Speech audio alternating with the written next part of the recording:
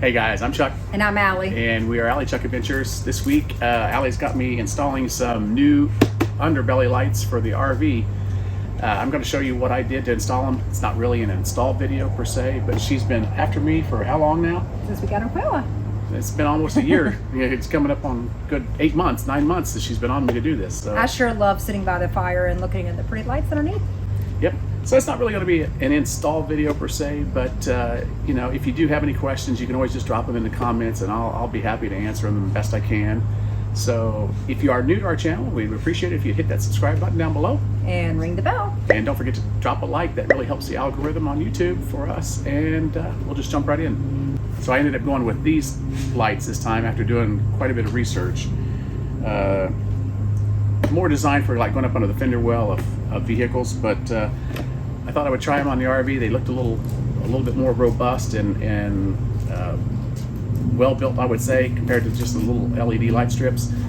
So spoiler alert, as we're filming this now, I've already installed them and they look awesome. So stick around and I'll show you what I did to install them.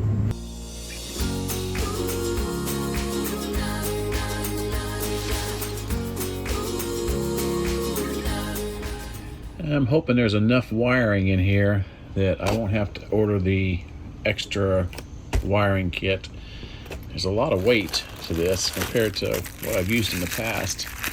But these, I guess, are the little mounting brackets. Well, they give you quite a few of them. I'm not sure why I got 6 mounting brackets. I only ordered a 4-light set. And these are the lights. They are metal. They feel good. They definitely feel like they're good quality. So hopefully they hold up good. And hopefully I don't need extra. And it comes with a remote. You can also do it from your phone though. And it looks like this is the control panel for it. So I'll just leave that in there. So I think the plan of attack is I'm going to install the control module inside, if I have room, inside one of these battery boxes. And it comes with a switch. So I think I'm going to try to install the switch probably out one of the sides here. Originally I thought maybe I would tap into the switch for the step lights, but on second thought I think I want to have those separate just because I don't want to have the underbelly lights on when I just want the step lights on. So that's going to be that's where I'm going to kind of start. So I got 4 lights. I'm going to put 2 towards the front, 2 towards the back, as far as I can hopefully get them to reach with whatever cable they give me. All right, so I guess the plan of attack is to go ahead and get everything out of this box and see what I have.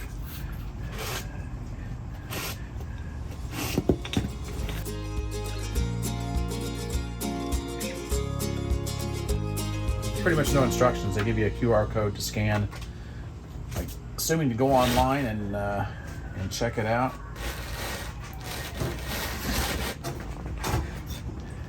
So this is what I was talking about here. They have a this particular set has a switch, on-off switch, which I am probably going to, like I said, try to mount inside the battery box. Keep it out of the weather. Get to it easily. It's got the fuse already. This is your hot and your negative to the battery. Pretty easy there. And this is not, from what I understand, box is not waterproof.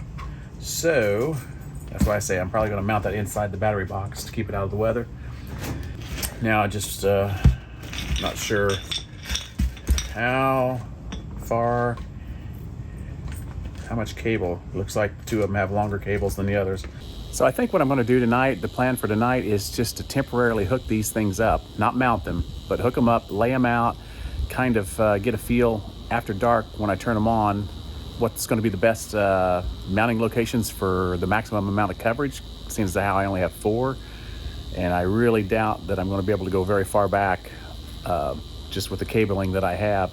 So I want to see if it's going to be enough. If it's not, then I'm going to order some extra cabling. Just think that's going to be the plan of attack for tonight, is just to basically lay them out kind of temporarily and just kind of see how they look in the dark.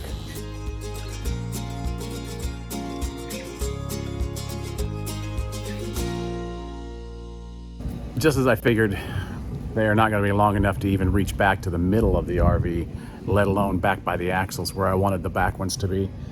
So back inside, gonna jump on Amazon and order the extensions. I knew I should have done it when I was ordering, but I didn't. I was trying to save money, and that always ends up costing me time and money. So we'll be back to finish this project as soon as those extension cables come in. Okay, so I did do a little test last night. After dark, I turned the lights on and definitely determined that 4 of these lights on this rig is not going to be enough. So I ordered another kit. We're going to have 4 lights on each side, 8 lights total. And I think that'll give us good coverage because the first 2 lights did really well, you know, or the first 4, I should say, of covering this whole front end. I'm going to go ahead and get up there and kind of tack them in place for now. The new lights should be here tomorrow, and the extension cables, so I can run all the way to the back. And I'll get what I can done today, and I had an idea too. So I was thinking, since I have 2 of the control panel boxes I'm going to have now having 2 lights, I think I'm going to get another battery box, a small one, put in back here, and just put all the wiring and everything in there and just run the wires up into one of these other batteries to power it. Keep everything nice and neat and out of the weather.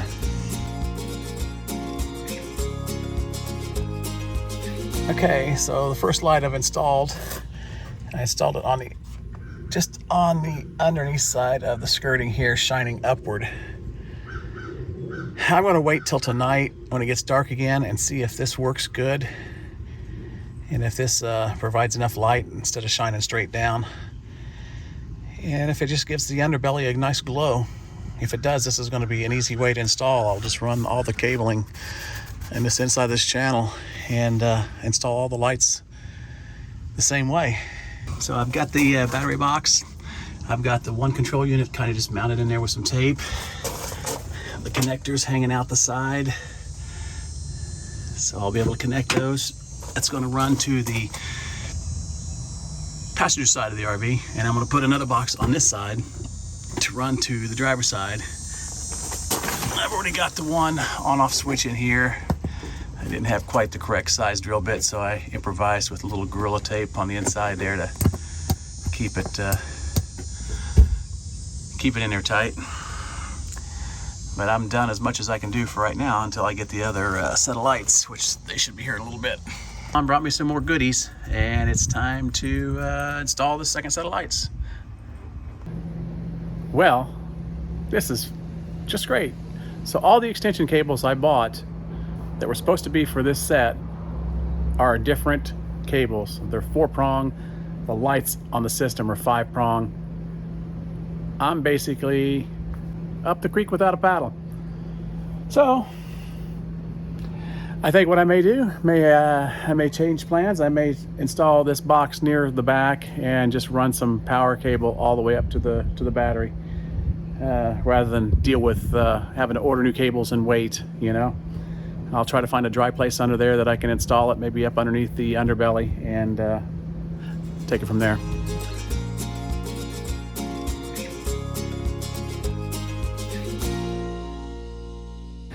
Whoa, that was a job. I'm going to be sore tomorrow from crawling around on my back on these rocks. I can tell you that right now. I'm already hurting. But I have got it all working. They're all tied in. They're all working together. Now I'm just going to wait till dark and see how they look. I got one last thing to do. Got to install the switch up in here, and that's it. It's done. And I'm just hoping it gives good coverage now with 8 lights. What a job. That's all I can say is what a job. Okay, so everything is installed. These are the little screws sticking down in the skirting where the lights are above. I'm going to get a little bit of black paint and a little paintbrush and just touch over those. That way you don't notice them so much, and also so the screws don't vibrate loose, potentially going down the road. And yeah, everything is ready to be tested out in the dark. So just temporarily, all I did was just use some Gorilla Tape to tack up the wires to test everything out and see if everything is going to work okay. Once I know that everything's where I want it, I'll go back and I'll get some wire hangers, and screw those into the underbelly there, like I did before on our original patchouli. If you look closely there, you can see one of the lights over there on the opposite side. That is one of the light modules. I have these aiming upward because I only want just a nice glow underneath there. I don't want it to be super, super bright on the ground.